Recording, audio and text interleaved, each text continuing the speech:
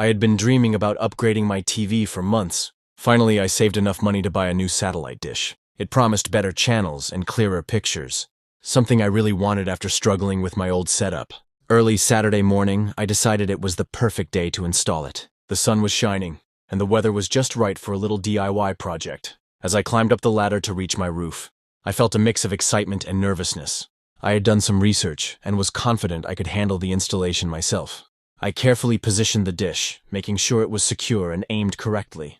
Just as I was tightening the last bolt, I heard footsteps behind me. Turning around, I saw Karen, my neighbor from 2 houses down. She was known around the neighborhood as someone who always had something to complain about. Karen had a reputation for being overbearing and quick to judge others. She often wandered into other people's business, making things difficult for everyone around her.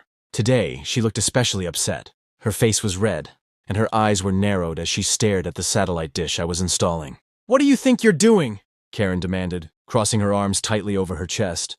Her voice was sharp, and it immediately put me on edge.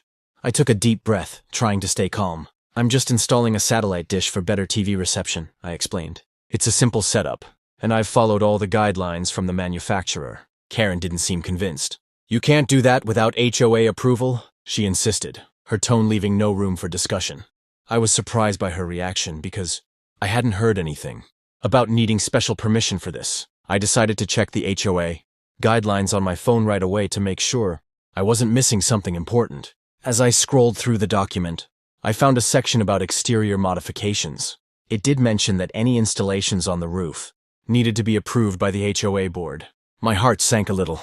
I had assumed the dish was a standard installation, but it looked like I might need to go through some extra steps. I explained to Karen I didn't realize that was required. I thought it was a minor installation. I can apply for the necessary approval.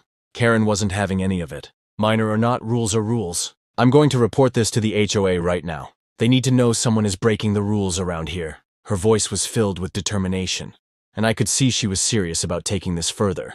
I felt a pang of anxiety. Dealing with the HOA was something I wanted to avoid if possible, but I also didn't want to give up on my new satellite dish. Before I could respond, Karen pulled out her phone and started dialing. 911, "I can't believe you're doing this without proper approval. It's a safety hazard," she declared loudly enough for a few curious neighbors to glance over. I tried to stay composed. "Karen, calling 911 for this seems extreme. Maybe we can talk to the HOA together and find a solution." She ignored my suggestion and continued to speak into her phone, clearly upset. I watched as she stormed away, leaving me standing there with the partially installed satellite dish and a sinking feeling in my stomach. As I began to carefully descend the ladder, I noticed something strange. Almost every neighbor's door had new HOA notices plastered all over them, indicating stricter rules and upcoming meetings. It seemed like Karen wasn't the only one pushing for more regulations. I decided to take a moment to gather my thoughts. Installing the satellite dish was something I wanted for my home, but now it felt like it was turning into a bigger issue than I had anticipated. I wondered if I had overlooked something important or if Karen was just trying to cause trouble. My mind raced with questions about what steps I needed to take next. Determined not to let this setback stop me, I went inside and began researching the HOA's procedures. I found out that the application process for exterior installations required submitting detailed plans and waiting for approval from the board. It wasn't impossible, but it would take some time and effort. I also discovered that Karen had a history of complaining about minor issues, which made me worry that this might not end well. As the day went on, I tried to continue with my routine, but the incident kept nagging at me. I couldn't shake the feeling that Karen's actions were more about control than about any real safety concerns. I decided to talk to a few other neighbors to see if they had similar experiences. To my surprise, some were indifferent, while others seemed annoyed by Karen's constant meddling. It became clear that she had a strong influence in the neighborhood, and many were hesitant to stand up to her. Later that evening, as I was relaxing in my living room, I received a call from the HOA office. They had received a complaint about my satellite dish installation and wanted to schedule an inspection. My heart raced. I knew this was going to be more complicated than I initially thought. I promised to comply and started preparing for the inspection, making sure I had all the necessary documents and approvals ready. The next morning, the HOA inspector arrived promptly. I greeted him and explained the situation calmly, showing him the research I had done and the steps. He looked through my plans and seemed somewhat satisfied, but mentioned that the final decision rested with the board. I left the meeting feeling a mix of hope and uncertainty. As days turned into weeks, the tension in the neighborhood grew. Karen continued to voice her disapproval at every opportunity, making it clear that she was determined to see my satellite dish removed.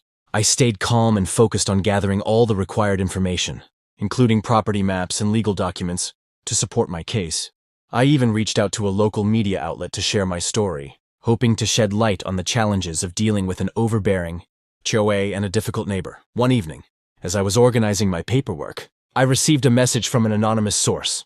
It warned me that Karen was planning to escalate her campaign against me at the next HOA meeting, possibly trying to get me fined or even evicted.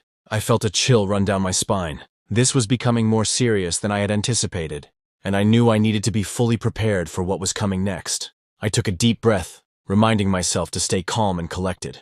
I knew that reacting emotionally would only give Karen more ammunition against me. Instead, I focused on strengthening my position by continuing my research and building support among the neighbors who were tired of Karen's constant interference.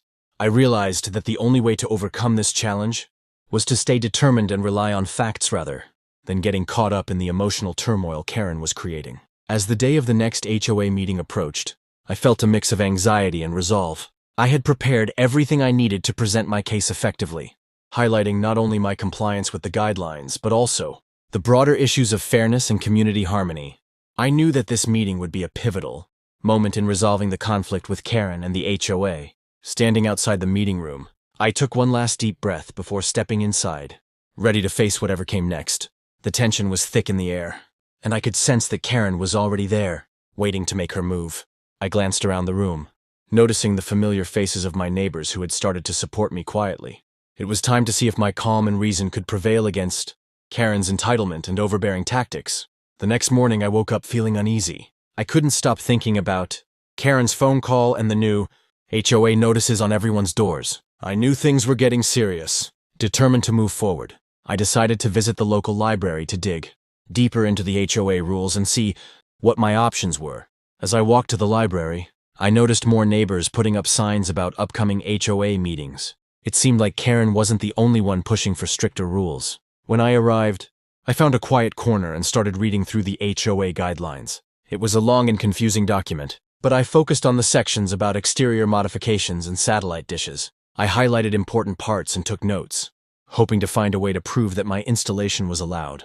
After a few hours, I felt a bit more confident. I gathered all my notes and headed back home, ready to apply for the necessary approval. As I entered my house, I heard loud noises coming from Karen's yard. Curious and a bit worried, I peeked through my window and saw Karen hosting a neighborhood meeting. She was standing on a ladder, pointing at a poster that said, "No satellite dishes allowed." Her voice was loud and passionate, and she was clearly trying to convince everyone to support her cause. I watched as some neighbors looked annoyed, while others seemed unsure. It was clear that Karen had a strong influence in the neighborhood. I felt a knot in my stomach. If Karen could rally so many people against me, how could I possibly move forward? Determined not to give up, I decided to reach out to a few neighbors I trusted. I knocked on my friendly neighbor Mike's door. Mike was always helpful and rarely got involved in conflicts. "Hey Mike, do you have a minute?" I asked. "Sure, come on in," he replied with a smile. I explained my situation and how Karen was making things difficult. Mike listened carefully and nodded. "I've seen Karen cause problems before. She can be really tough. Let me see what I can do to help." Feeling a bit better, I thanked Mike and went to talk to another neighbor, Lisa. Lisa was quiet and kept to herself, but I knew she was smart and resourceful. "Lisa, can we talk?" I asked gently. She looked up from her garden and nodded. I shared my story, and she listened thoughtfully. "I think you should document everything," she suggested. "Take pictures of your installation. Keep records of all your communications. And maybe even talk to a lawyer if things get worse." Her advice was practical and gave me more direction. I spent the rest of the day following her suggestions. I took detailed photos of the satellite dish, wrote down every conversation with Karen, and started looking into local laws about HOA regulations. It was exhausting, but I knew it was necessary. That evening, I decided to take a break and watch some news on TV. To my surprise, there was a segment about HOA disputes in our area. They were talking about how some HOAs were becoming too strict and how it was affecting the community. My heart skipped a beat. This was exactly what I was going through. I quickly called the reporter's number and shared my story, hoping to get some media attention. It felt like a long shot, but I needed all the help I could get. The next day, I received an email from the reporter. She wanted to interview me for her segment. I was both excited and nervous. This could be the break I needed to show everyone what was really happening. During the interview, I calmly explained my situation, how Karen was making things difficult, and how the HOA rules were unclear. The reporter listened carefully and promised to feature my story in the evening news. That afternoon, I felt a slight sense of hope. Maybe the media attention would put some pressure on the HOA and make Karen back off. However, things took a turn for the worse. As I was organizing my paperwork, there was a loud knock on my door. It was Karen, looking even more angry than before. "I heard you're trying to get that dish approved," she sneered. "Don't think the HOA will go easy on you just because some TV channels are better." I tried to stay calm. "Karen, I'm following all the rules. I've applied for approval and gathered all the necessary documents." She laughed harshly. "Documents? You think a few papers are going to save you? I've already talked to the HOA president, and he's not pleased with your little project." Before I could respond, she turned and stormed out of my house, leaving me feeling frustrated and powerless. I knew I needed to find another way to protect myself and my installation. That night, as I was reviewing my notes, my phone buzzed with a message from Mike. I talked to a few neighbors. They're not happy with how Karen is acting. "Let's meet tomorrow and see how we can support each other." Relief washed over me. It was good to know I wasn't alone in this fight. The next day, Mike organized a small gathering at his house. A few other neighbors came, including Lisa. We shared our experiences with Karen and discussed how she was making life difficult for everyone. It turned out that Karen wasn't just targeting me. She had been picking on others too, causing unnecessary conflicts and pushing for stricter rules. "We need to stand together," Mike said firmly. "Karen is trying to divide us, but if we present a united front, she won't be able to control everything." I agreed wholeheartedly. We decided to create a petition to show the HOA that we didn't support Karen's extreme measures. We collected signatures from neighbors who were tired of her constant complaints and wanted a more reasonable approach to community rules. The petition was a huge success, showing that many of us were against the way Karen was handling things. With the petition in hand, we felt more confident going into the next HOA meeting. However, Karen was not going to let us have it easy. A few days before the meeting, I received another anonymous message. It warned me that Karen was planning something big, something that could ruin my chances of getting the dish approved. My heart raced as I read the message. What could Karen possibly do next? I decided to prepare even more thoroughly. I reviewed all my documents, practiced my presentation, and made sure I had all the evidence to support my case. I also reached out to Lisa, who had connections with a local lawyer, to get some legal advice. Knowing that I had support made me feel stronger and more ready to face whatever Karen had in store. The day of the HOA meeting arrived, and I felt a mix of anxiety and determination.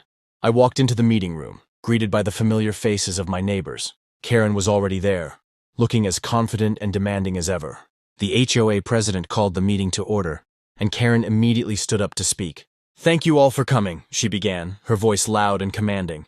"I'm here to address the issue of unauthorized satellite dishes in our community. These installations are not only against our guidelines, but also pose safety hazards." I took a deep breath and waited for my turn to speak. When it was finally my time, I stood up and presented my case calmly. I showed the photos of my installation, the approved guidelines, and the petition we had gathered. I explained how Karen's constant complaints were causing unnecessary tension, and how many of us were against her overbearing approach. As I spoke, I could see some neighbors nodding in agreement. I emphasized the importance of following proper procedures and working together as a community. I also highlighted how the media attention had shed light on the issue, making it clear that this was not just a minor dispute, but something that affected the whole neighborhood. Karen interrupted me, raising her voice. "You think you're so smart, don't you? Just because you have a few supporters, you can ignore the rules? The HOA won't stand for this." I remained calm. "I'm not ignoring the rules. I've followed every step necessary to get approval. If there are concerns, I'm more than willing to address them. But attacking me personally and rallying others against me isn't the way to solve this." The room was tense, and I could feel the eyes of the neighbors on us. Some looked conflicted, unsure of who to support. The HOA president then asked for feedback from the members. It was clear that Karen had successfully stirred up a lot of anger, but the petition and my evidence were starting to make a difference. As the meeting continued, I noticed a few more neighbors speaking up in support of my installation and criticizing Karen's behavior. It was a turning point. The unity among us was growing, and Karen's influence was starting to wane. When the meeting finally ended, the HOA president announced that they would review all the applications and the complaints thoroughly before making a decision. It wasn't a clear victory, but it was a step in the right direction. As I left the meeting room, I felt a sense of accomplishment and hope. We were making progress, and Karen's power was diminishing. That night, I received another message from the anonymous source. It hinted that Karen was planning to take more drastic measures at the next HOA meeting, possibly trying to get me fined or evicted. I realized that the battle was far from over, but with the support of my neighbors and the evidence I had gathered, I felt ready to face whatever came next. I knew that staying calm, being prepared, and working together were the keys to overcoming Karen's entitlement and overbearing tactics. As I prepared for the next steps, I felt stronger and more determined than ever to protect my home and maintain the harmony of our community. The morning sun peeked through my curtains, but I barely noticed it. Last night's anonymous message about Karen's plans for the next HOA meeting weighed heavily on my mind. I knew Karen wouldn't stop until she got what she wanted, and I had to be ready for anything. Determined to stay one step ahead, I decided to double-check all my documents and make sure everything was in order. As I reviewed my notes, my phone buzzed again. It was a call from Mike. "Hey, I've been talking to some folks, and it looks like Karen is planning something big for the next meeting. She mentioned bringing in some evidence to discredit me. We need to be prepared." My heart raced. Karen was known for her dramatic tactics, but I hoped she wouldn't take things too far. I thanked Mike and quickly called Lisa to discuss our next steps. Lisa suggested we gather even more support and maybe find out exactly what Karen was planning. We agreed to meet that afternoon to brainstorm ideas. Later that day, I headed to Mike's house. When I arrived, he was already there, talking to a few other neighbors who looked worried but determined. "We need to stick together," Mike said firmly. "Karen is trying to make an example out of you, but we can show her that we won't back down." Lisa joined us, bringing along some property maps and legal documents she had found. "I've been looking into the HOA bylaws," she explained. "There are some loopholes that we can use to our advantage. If Karen tries to bend the rules, we can push back legally." Feeling a bit more confident, I shared what I had learned about the satellite dish installation and how I had followed all the necessary steps. "We need to make sure we have all the facts straight," I said. "If Karen tries to claim it's a safety hazard, we need to show that it's been installed correctly and safely." As the evening approached, we decided to set up a plan. We would meet early the next morning to go over everything one last time and make sure we were fully prepared for whatever Karen might throw our way. Before heading home, I took a moment to glance out my window. Karen was already outside, talking loudly on her phone. Her frustration was palpable, and I knew she was getting more desperate. That night, I barely slept. My mind kept replaying possible scenarios of what Karen might do next. I kept reminding myself to stay calm and stick to the facts. When morning came, I joined Mike and Lisa for our final meeting. We went through each step of our plan, ensuring that we had all the necessary documents, photos, and support from the neighbors. Just as we were wrapping up, there was a loud knock on my door. My heart skipped a beat. I opened it to find Karen standing there, looking more furious than ever. "We need to talk," she demanded, her eyes flashing with anger. "The HOA won't be fooled by your tricks." I took a deep breath, trying to remain calm. "Karen, I've done everything by the book. If you have concerns, let's address them together." She sneered. "Address them? You think you can just install whatever you want and expect everyone to be okay with it? I'm bringing this to the HOA board, and you'll see that you've violated multiple regulations." Before I could respond, she turned and stormed out, leaving me feeling tense and worried. I glanced at Mike and Lisa, who both looked equally concerned. "She's serious," Mike said. "We need to be ready for anything." The day dragged on with a mix of anticipation and anxiety. I continued to work on gathering any additional evidence that might help my case. I reviewed the property maps again, making sure there were no restrictions I had overlooked. Lisa helped me compile a detailed report of my installation process, including dates, photos, and all communications with the HOA. In the afternoon, I received another call from the reporter who had covered my story before. "I'd like to check in and see if there are any updates," she said. I agreed to meet her and shared the latest developments. "Karen is really pushing back," I explained. "She's trying to get the HOA to fine me or even evict me from my property. It's getting out of hand." The reporter listened intently and promised to follow up on the story, hoping to keep the public's attention on our situation. I felt a slight sense of relief, knowing that media attention could help keep Karen in check. However, the relief was short-lived. That evening, as I was reviewing my notes one last time, there was a loud crash from my backyard. My heart pounded as I rushed outside to see what had happened. To my horror, I saw Karen standing near my satellite dish, which had been knocked over. She was on the phone, shouting angrily. "Yes, I'm calling the police again. He's damaged my property and violated HOA rules." I took a deep breath, trying to stay calm. "Karen, what are you doing? Let's resolve this peacefully." She glared at me.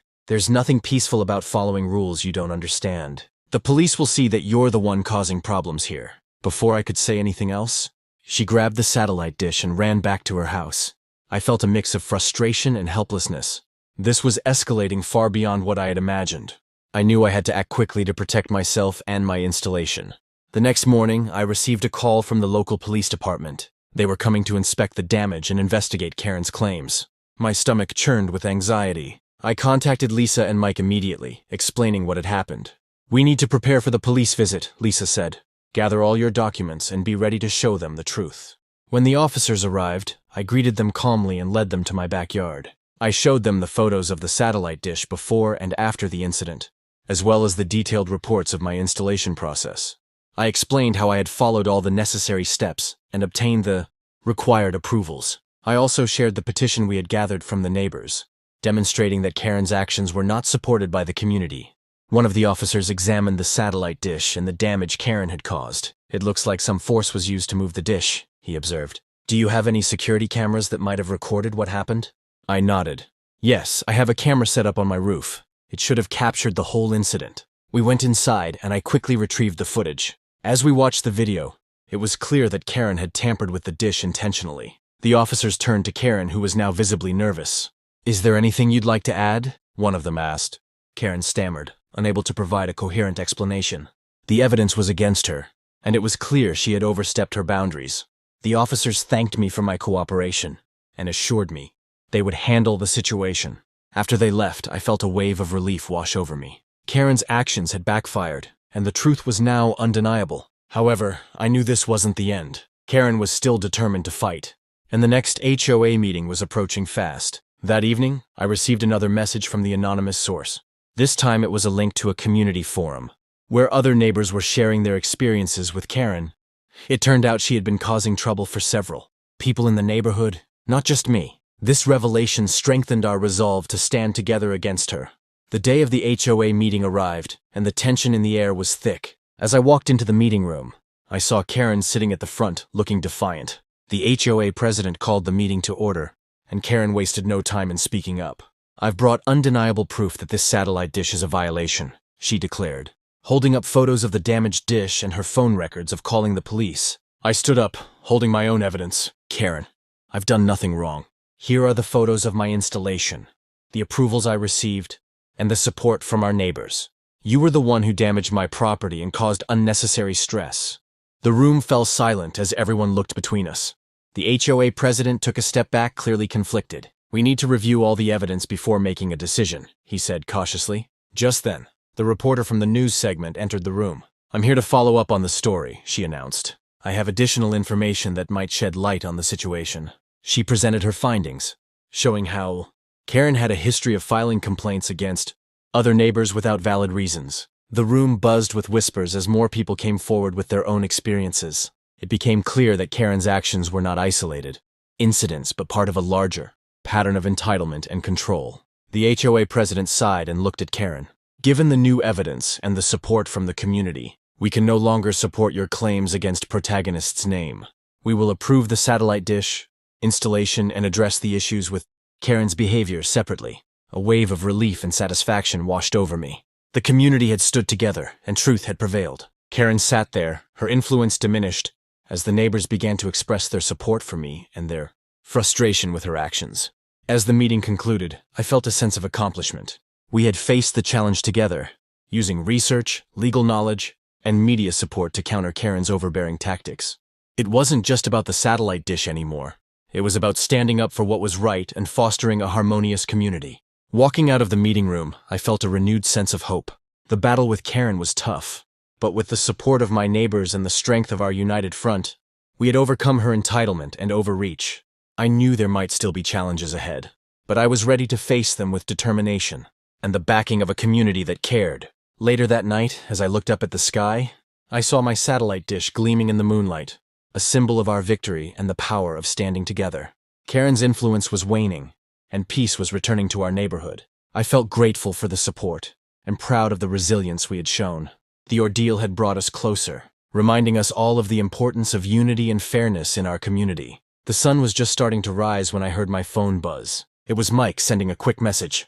"Big news today. The HOA approved the satellite dish. My heart leapt with joy.